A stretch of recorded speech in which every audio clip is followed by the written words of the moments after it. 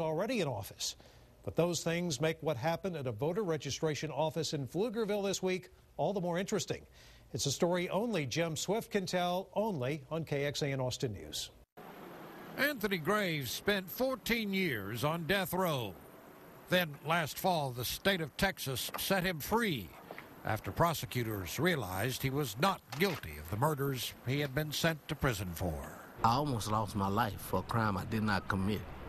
I was given 2 execution dates.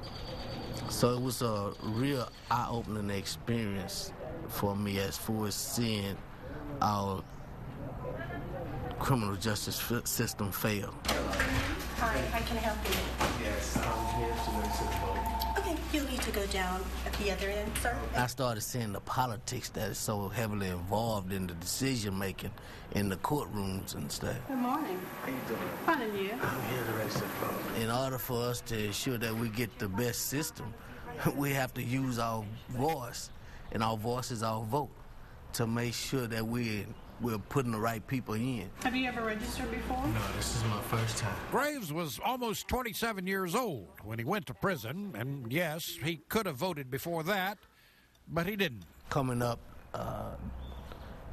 as just something that wasn't really practiced in my neighborhood, and talked about for that matter.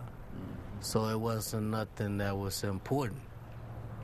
So I thought. So I just fill out here all the way down to the X? Yes. After 14 years of life in a concrete box, Graves has changed his mind. Since the civil rights era, we still haven't come very far, and we have a lot of work to do.